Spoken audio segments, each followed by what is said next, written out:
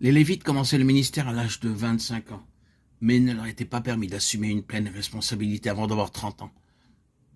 Ils étaient les assistants des Lévites, titulaires, pendant 5 années.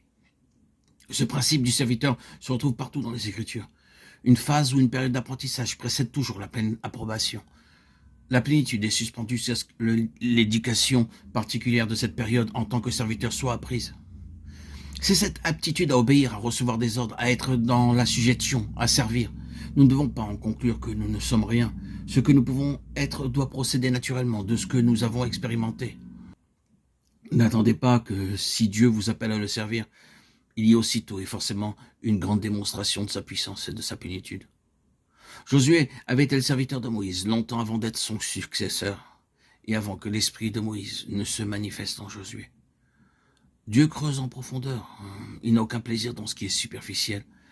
Et la mesure de notre utilité en relation avec son plein dessein sera selon la mesure acquise lors de notre discipline dans l'épreuve. Nous ne serons jamais des leaders spirituels avant d'avoir appris l'humilité en qualité de serviteurs fidèles. Rappelons-nous que la succession n'est jamais officielle dans les choses célestes. Ce n'est jamais par la sélection humaine. Ce n'est jamais le fait des personnes concernées. Vous ne pouvez pas prétendre que vous êtes le successeur de ce que Dieu a pu faire jadis. Vous ne pouvez pas prétendre que vous pouvez entrer dans ces choses ou en avoir le droit, car quoi qu'il en soit, personne ne pourra vous y introduire. Si c'est céleste, la succession est souveraine et spirituelle. Vous ne savez jamais comment la souveraineté divine va agir, mais vous pouvez être tout à fait sûr que le dessein divin va œuvrer de manière contraire à votre attente et à vos idées. Le prochain mouvement fut d'envoyer des espions. Josué fit donc partir ses espions. Qu'avait déclaré le Seigneur ? Toute la terre est devant vous, je vous l'ai donnée. En ce jour, je commencerai à t'élever à la vue de tout Israël. C'est une immense plénitude qui est en vue. Alors, sûrement, il doit y avoir là quelque chose de très digne d'honneur. Pas du tout. Rahab, une courtisane, est la clé de la situation tout entière. Une femme sans réputation, ou plutôt avec une mauvaise réputation, qui n'avait aucun statut dans le monde. Cependant, tout est lié à elle. C'est la souveraineté, et c'est la grâce. Et vous n'allez pas entrer dans le domaine de la plénitude céleste en dehors de ces deux réalités. Malgré sa stature spirituelle, Josué avait découvert que tout était dépendant d'une femme mal famée. Dieu a des manières étranges de nous humilier. Combien souvent nous cherchons quelque chose de merveilleux, de grand, de glorieux, de noble, quelque chose qui ait de la réputation en relation avec les grandes choses de Dieu.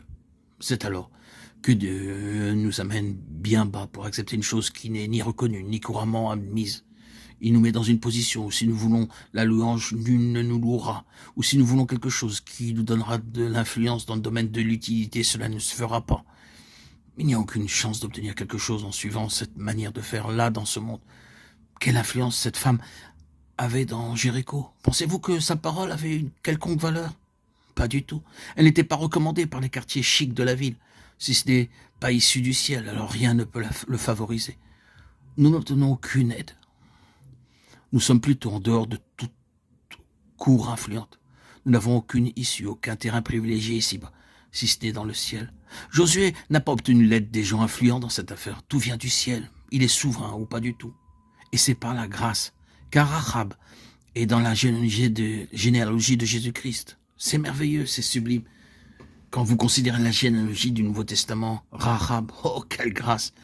Qu'est-ce qui peut recommander Rahab? Qui peut la mettre dans le récit inspiré, dans les Saintes Écritures, dans la lignée de Jésus-Christ? Rien, sauf la grâce. Et cela vient du ciel. Et on en est toujours ainsi. S'il doit y avoir quelque chose avec une réelle valeur, ce sera à cause de la grâce souveraine et de rien d'autre, aucune autre recommandation. Nous sommes hors de toute cour. Nous n'avons rien pour soutenir nos revendications, rien pour aller de l'avant naturellement. C'est en droite ligne avec le principe de Rahab. Pensons au grand Josué qui a dû parvenir là. Mais c'est sans cesse le principe dans toute la parole de Dieu. Si seulement je pouvais vous montrer encore et encore que c'est ainsi. Nous pensons pourquoi Dieu semble-t-il progresser dans cette voie au risque de porter tort à ses propres intérêts, au risque de compromettre la réussite de ses desseins, de véritablement le rendre plus difficile. Il pourrait au moins choisir une personne respectable, sans que pour cela elle soit importante ou influente. Non, pas du tout. Il prend une personne sans réputation. Il va de l'avant, en donnant à cette chose le caractère et la valeur d'un principe. C'est issu du ciel, ou ce n'est rien, et moins que rien. Cette femme est la clé de Jéricho. Et Jéricho est la clé du pays. C'est la sorte de clé qu'il utilise.